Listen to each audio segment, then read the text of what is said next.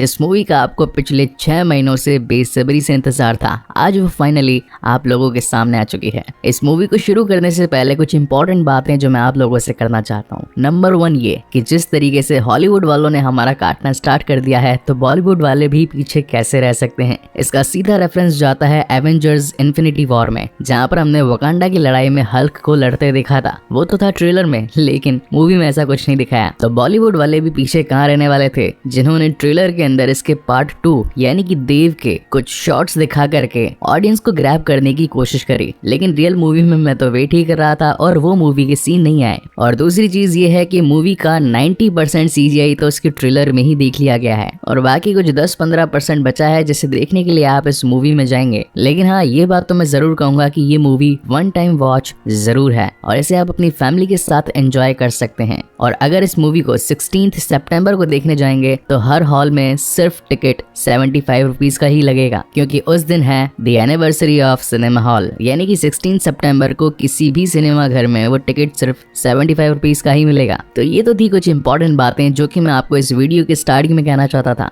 Now coming back to the main story, जिसकी शुरुआत में अमिताभ बच्चन की नरेटिंग वॉइस में हमें ये पता चलता है कि आज से सदियों पहले भगवान को खुश करने के लिए कुछ ऋषि मुनियों ने बहुत सारा जाप किया, उन्हें याद किया, जिसकी वजह से भगवान शिव ने आकर उन सभी को वरदान दिए। उन वरदान में कुछ अस्त्र थे, किसी को वानर अस्त्र मिला, किसी को नंदी अस्त्र मिला, किसी को जल अस्त्र तो किसी को अग्नि अस्त्र। और अब इस पूरे ग्रुप को नाम दिया गया ब्रह्मांश, ब्रह्म का अंश यानी कि ब्रह्मांश। सदियों दर सदियां ये ग्रुप आगे बढ़ता गया और ये अस्त्र भी आगे आने वाली पीढ़ी को ट्रांसफर होते गए। मगर उन अस्त्रों में एक अस्त्र ऐसा था जो कि था ब्रह्मास्त्र, देवों का देवअस्त्र। इसमें इतनी ताकत थी कि इसकी ताकत को कोई भी काबू नहीं कर पा रहा था। इसलिए सभी ऋषि मुनियों ने अपनी पावर्स को इकट्ठा करके इस अस्त्र को एक छोटे से गोल पत्थर में डाल दिया। लेकिन इस पत्थर को पाने के लिए उनके ही ग्रुप में से एक विभीषण पैदा हो गया। अब ये कहानी मैं आपको आगे कंटिन्यू करूंगा। यहाँ से कहानी आती है प्रेजेंट टाइम में, जहाँ पर हम एक साइंटिस्ट को देख पाते हैं जिनका रोल प्ले किया है none other than Shahrukh Khan ने। इस मूवी में इस कैरेक्टर का नाम है मोहन। हम व्यूअर्स को यहाँ पर ये पता चलता है कि ब्रह्मास्त्र की शक्ति को काबू करने के लिए जिस पत्थर में उसे डाल दिया गया था, अब उस पत्थर को कोई हासिल ना कर ले, इसलिए उसे 3 भागों में डिवाइड कर दिया गया। और उन्हीं टुकड़ों में से एक टुकड़ा मोहन के पास भी था, लेकिन उसे लेने के लिए कुछ गुंडे वहां पर पहुंच जाते हैं जिनका नाम होता है जोर और रफ्तार। मोहन उस ब्रह्मास्त्र के पहले टुकड़े को छिपाने के लिए अपने खून का इस्तेमाल करता है। हमेशा उस्ताद के खून से ही ब्रह्मास्त्र का टुकड़ा अपने असली रूप में आ पाता था। तो यहाँ पर मोहन उसे एक दूरबीन में बदल देता है। अभी शिकारी उसे ढूंढने में अपना काफी वक्त लगा देते हैं, मगर वो इन्हें नहीं मिलता। और एट द एंड बारी आती है मोहन को टॉर्चर कर उससे सच उगलवाने की। लेकिन मोहन के पास था वानर अस्त्र, जो कि हर बार उछल कूद करके अपनी जान को बचा सकता था। और वहीं से कूद के मोहन अपनी जान को बचा करके निकल जाता है। और जब थोड़ी देर बाद में वापस आता है, उसे ये लगता है कि शायद अब सब कुछ शांत हो चुका होगा। लेकिन यही उसकी सबसे बड़ी गलती थी, क्योंकि इस वक्त पहुंच चुकी थी उन दोनों शिकारियों की बॉस जुनून, जिसके पास में अग्नि अस्त्र की ताकत थी। वो उसे अपनी शक्तियों से अनकॉन्शियस कर देती है और सब कुछ सच पूछने लगती है कि आखिर बाकी के 2 टुकड़े कहाँ पर हैं, जिनमें से दूसरा टुकड़ा बताया जाता है कि काशी में अनीश शेट्टी के पास है और तीसरा टुकड़ा हिमाचल में गुरु के पास है। अभी गुरु कौन है, जुनून उससे ये पता लगा पाती, लेकिन इससे पहले ही मोहन अपने कॉन्शियस माइंड में आ जाता है और अपनी जान दे देता है, ताकि ये राज भी उसके साथ हमेशा के लिए दफन हो जाए। जिसके बाद कहानी आती है इस मूवी के लीड कैरेक्टर शिवा पर, जो कि पेशे से एक डीजे होता है। और आज दशहरे का दिन था, जहाँ पर उसने अपने म्यूजिक से सभी को नाचने पर मजबूर कर दिया। और वहीं पर शिवा की नजर उसकी हीरोइन आलिया भट्ट यानी कि ईशा पर जाती है। पहली नजर में ही इन दोनों को प्यार हो जाता है और शिवा से ढूंढने के लिए गली गली फिरता रहता है। साथ ही कहानी में ये ट्विस्ट भी था कि शिवा को जो भी इंसिडेंट्स मोहन के साथ हुए वो सब कुछ लाइव टेलीकास्ट दिख रहे थे, क्योंकि मोहन ने मरने से पहले ये कहा था कि जिस शक्ति को तुम लोग चुराने आए हो, तो शक्ति को बचाने वाला भी पैदा होगा। और वो इस दुनिया में आ चुका है, यानी कि इनडायरेक्टली वो था शिवा। इसी तरीके से कुछ दिन निकल जाते हैं और एक बार माँ दुर्गा की पूजा होने वाली होती है। और जब शिवा वहाँ पहुँचता है तो उसकी मुलाकात ईशा से होती है और इन दोनों की फ्रेंडशिप और ज्यादा गहरी हो जाती है। इसी दौरान शिवा अपना पास्ट भी बताता है कि बचपन में ही मेरे माता पिता गुजर गए। जब मैं 1 साल का था तब इस घर में आग लगी थी और मेरी माँ उसी में चल बसी। लेकिन जाने से पहले वो मेरे लिए एक गिफ्ट छोड़ गई, जो कि था एक शंख। इन दोनों की ही बातें चली रही थी और तभी शिवा को विजन्स आने लगते हैं कि किस तरीके से जुनून ने मोहन को टॉर्चर किया और मोहन ने अपनी जान कुर्बान कर दी। और अब जुनून का दूसरा निशाना था अनीश शेट्टी, जो कि इस वक्त काशी में है। अनीश की जान बचाने के लिए शिवा तैयार हो जाता है, लेकिन तभी उसे ईशा कहती है कि वो भी उसके साथ चलेगी, जिसके बाद ये दोनों ही अपनी जर्नी काशी के लिए स्टार्ट कर देते हैं। और यहाँ पर इस मूवी का one of the best song भी आता है, केसरिया तेरा इश्क है पिया। वेल, मुझे तो ये सॉन्ग काफी ज्यादा पसंद आया। आप में से कितने लोगों को पसंद आया मुझे कमेंट सेक्शन में जरूर बताइएगा। Coming back to the main story, इस वक्त अनीश शेट्टी जो कि एक आर्टिस्ट होता है,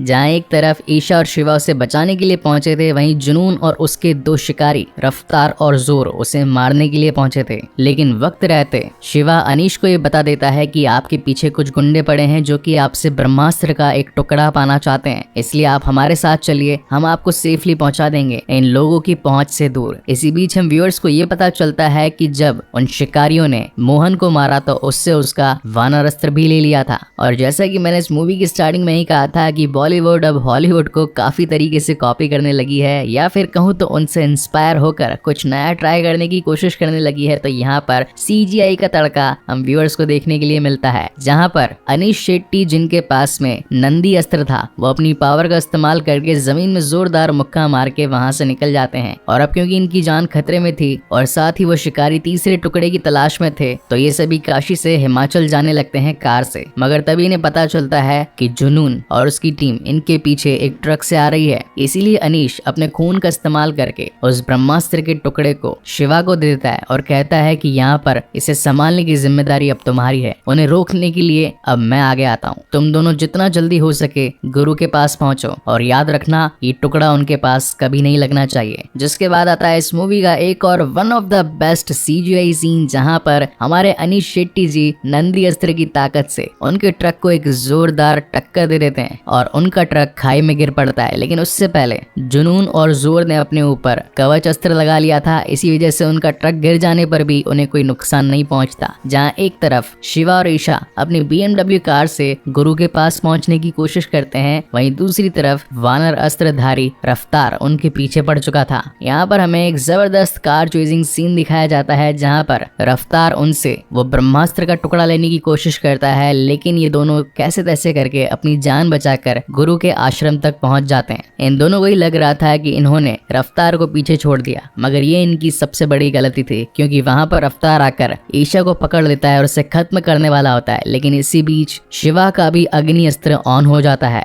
और वो अपनी ताकत से रफ्तार को वहीं पर जलाकर खाक कर देता है। ये सारा इंसिडेंट्स दूर खड़े गुरु देख रहे थे, जिसके बाद वो उसे अपने घर में लेकर आते हैं। और यहाँ पर सोते सोते शिवा को अपने फ्लैशबैक आ रहे थे कि कैसे बचपन में उसके घर में आग लग गई और उसकी माँ उसी में जलकर मर गई। मीनवाइल जुनून अपने बॉस के पास जाकर और ज्यादा शक्तियां मांगती है और बताती है कि इस वक्त हमारे पास में मोहन का वानर अस्त्र था, मगर उसे एक लड़के ने जलाकर खाक कर दिया। लेकिन हमने अनीश से उसका नंदी अस्त्र भी ले लिया और साथ ही अब हमारे पास ब्रह्मास्त्र का एक टुकड़ा भी है। आपको जो ब्रह्मास्त्र चाहिए वो मैं आपको ला कर दूंगी, लेकिन उसके लिए आपको मुझे थोड़ी सी और पावर देनी होगी ताकि मैं उन लोगों से एक तगड़ा मुकाबला कर सकूं। अब जुनून का बॉस वही शख्स है जिसने ब्रह्मांश की टीम से गद्दारी करके उस ब्रह्मास्त्र को पाने की कोशिश करी थी। यहाँ सीन शिफ्ट होता है गुरु के आश्रम में और यहाँ पर ब्रह्मांश के सभी लोग आ जाते हैं, जो कि अपनी शक्तियों से इस होने वाली दुर्घटना को रोकने की कोशिश करते हैं कि आखिर ये सब कुछ इन लोगों के साथ भी क्यों हो रहा है, क्योंकि इन्हें भी विजन्स आ रहे थे। तब तक शिवा की नींद भी खुल चुकी थी और वो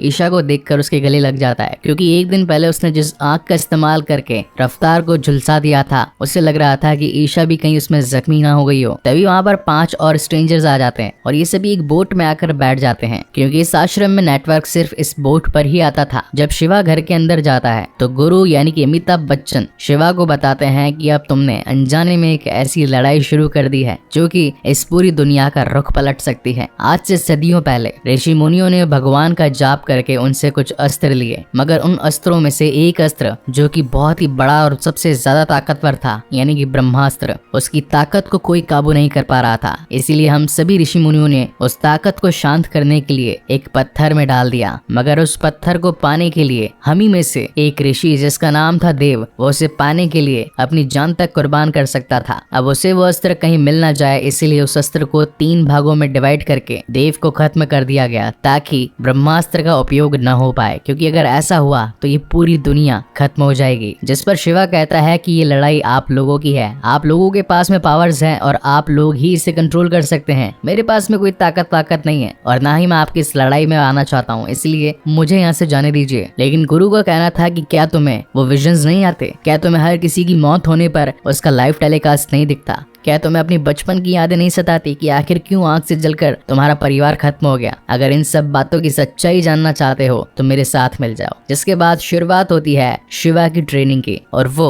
अपने 5 दोस्तों के साथ मिलकर अपनी पावर्स को जगाने की कोशिश करता है। उन 5 लोगों में किसी के पास सर्प अस्त्र था तो किसी के पास कवच अस्त्र, किसी के पास वायु अस्त्र था तो किसी के पास में धरती अस्त्र और एक के पास था हीलिंग अस्त्र। हीलिंग यानी कि घावों को भर देने वाला अस्त्र, बोले तो संजीवनी बूटी जैसा कोई। तो रात को सोते वक्त अगेन शिवा को वही विजन्स आने लगते हैं कि किस तरीके से जुनून ने अपनी शक्ति को बढ़ा लिया है और वो अब हमारे पीछे आ रही है। लेकिन तभी गुरु उसके पास आते हैं और उसे सच्चाई बताते हैं कि आखिर क्यों ये लोग तुम्हारे पीछे पड़े हैं। बेसिकली हुआ ये था कि देव, जिसके पास काफी सारे अस्त्र थे और उसकी शक्तियां भी काफी ज्यादा थी, और फाइनली वो ब्रह्मास्त्र को पाना चाहता था, लेकिन उसकी वाइफ अमृता, जिसके पास में जलस्त्र की ताकत थी, वो नहीं चाहती थी कि ब्रह्मास्त्र की ताकत एक्टिवेट हो जाए और इस पूरी दुनिया को ही खत्म कर दे। इसीलिए ब्रह्मास्त्र की लड़ाई में ये दोनों एक द्वीप पर बहुत ही खतरनाक तरीके से लड़े, और ये अमृता ही थी, यानी कि तुम्हारी माँ, जिसने अपनी ताकत से ब्रह्मास्त्र के पत्थर के 3 टुकड़े किए। लेकिन फाइनली उस द्वीप पर जहाँ ये फाइट चल रही थी, अमृता ने देव को खत्म कर दिया। अब इस सच्चाई को जानकर तो शिवा काफी ज्यादा मोटिवेट हो चुका था और अगले दिन से अपनी ट्रेनिंग को और ज्यादा सीरियस लेने लगा था। शिवा का कहना था कि ब्रह्मास्त्र के 3 टुकड़े हुए थे। एक तो उनके पास मोहन से मिल गया, दूसरा अनीश का जो था वो मैं आपके पास ले आया, क्या तीसरा टुकड़ा आपके पास है? तो गुरु बताता है कि तीसरा टुकड़ा मिला ही नहीं। जब अमृता और देव की फाइट हुई तो वो तीसरा टुकड़ा अमृता ने अपने पास ही रख लिया था और शायद ये टुकड़ा उसी के साथ ही चल बसा। मीनवाइल हम जुनून को देख पाते हैं जो कि उस गांव के काफी सारे लोगों को अग्नि अस्त्र की ताकत देकर गुरु को ढूंढने के पीछे लगा देती है। लेकिन जब उन लोगों में से एक शख्स के पास में से शिवा उसका अस्त्र पहनता है तो वह सीधा देव से कनेक्ट हो जाता है और उसे पता चलता है कि देव और कोई नहीं बल्कि उसके पिता ही थे। उनके पास में थी अग्नि अस्त्र की ताकत और यही वजह है कि शिवा आंख से कभी जल नहीं पाता और आंख को काबू कर लेता है। लेकिन यहाँ पर कहानी में ट्विस्ट ये था कि जब शिवा उस अग्नि अस्त्र की ताकत से देव से कनेक्ट हुआ था तो देव ने जो ताकतें जुनून को दी थी, उन्हीं ताकतों की वजह से जुनून को शिवा और साथ ही गुरु की लोकेशन का पता चल गया था। जिसके बाद रात को होती है एक जोरदार CGI वाली फाइट, जहाँ पर जुनून अपनी पूरी टीम के साथ पहुंच चुकी होती है गुरु के आश्रम में। अब यहाँ पर गुरु और उसकी टीम, वहीं पर जुनून और उसकी टीम, इनके बीच में एक घमासान युद्ध होता है। हर कोई अपनी पावर्स को दिखाकर जुनून को हराने की कोशिश कर रहा था। उनकी चलती लड़ाई में ईशा भी पहुंच गई थी। अब ईशा को कहीं कुछ हो ना जाए, इसी वजह से शिवा उसके इर्द गिर्द एक अग्नि चक्र बना देता है। लेकिन तभी कहानी में एक और ट्विस्ट आता है। मौनी अपनी जलस्त्र की ताकत से बारिश कर देती है और शिवा ने जो अग्नि चक्र बनाया था उसे ध्वस्त कर देती है। अब मुझे तो कहीं ना कहीं ये लग रहा है कि शिवा की बहन ही होगी ये, मतलब नेक्स्ट पार्ट में हो सकता है कि दिखाया जाए, क्योंकि इसके पास अग्नि की भी ताकत है और जल की भी ताकत है। वेल, ये तो था एक सेकंड पार्ट से spoiler. Coming back to the main story, Brahmastra के जिस तीसरे टुकड़े की बात चल रही थी वो बेसिकली वो शंख ही था जो कि शिवा के घर में उसकी माँ ने उसकी आखिरी निशानी के लिए छोड़ दिया था, और शिवा के खून की बूंद से वो अपने असली रूप में आ जाता है। ये 5 पांडव जुनून को रोकने के लिए काफी कोशिश करते हैं, लेकिन अब जुनून के पास में ब्रह्मास्त्र के 3 टुकड़े आ चुके थे, जिसे जोड़ने के बाद ब्रह्मास्त्र एक्टिवेट हो जाता है और इस पूरी दुनिया का धीरे धीरे विनाश होने लगता है। पूरी धरती फटने लगती है, आसमान पीला हो जाता है और एक अनोखी शक्ति इनके सामने आ चुकी थी। मगर कहानी में दिखाई गई है प्यार की शक्ति, जो कि सारी शक्तियों से सबसे बड़ी होती है, और अपने ईशा को कुछ हो ना जाए इसी वजह से शिवा उस ब्रह्मास्त्र की ताकत के बीच में आ जाता है और धीरे धीरे उस ब्रह्मास्त्र की ताकत को ही कंट्रोल करने लगता है और फाइनली ब्रह्मास्त्रधारी हो जाता है। यानी कि जब पहले उससे अपनी ताकत का इस्तेमाल करने के लिए एक लाइटर की आंख की जरूरत पड़ती थी, अब वो ताकत उसके अंदर से ही जनरेट हो रही थी और अब सब कुछ शांत हो जाता है। और इसी के साथ ये मूवी यहीं पर खत्म होती है। इस मूवी के पोस्ट क्रेडिट सीन में हमें ये पता चलता है कि जब ब्रह्मास्त्र की ताकत एक्टिवेट हुई तो देव, जो उस द्वीप पर काफी टाइम से एक पत्थर की मूर्त में कैद था, वो भी आजाद हो चुका था। और इसी तगड़े सस्पेंस के साथ ब्रह्मास्त्र का शिवादा पार्ट 1 यहीं पर खत्म होता है। सो गाइज, आपको ये वीडियो कैसा लगा प्लीज मुझे लाइक और कमेंट करके जरूर बताइएगा, और अगर पहली बार इस चैनल पर आए हैं तो इसे सब्सक्राइब जरूर कीजिएगा, क्योंकि इसके बाद में एक और बेहतरीन मूवीज आप लोगों के लिए लाने वाला हूँ। सो तब तक के लिए keep watching and stay safe. मिलते हैं अगले वीडियो में।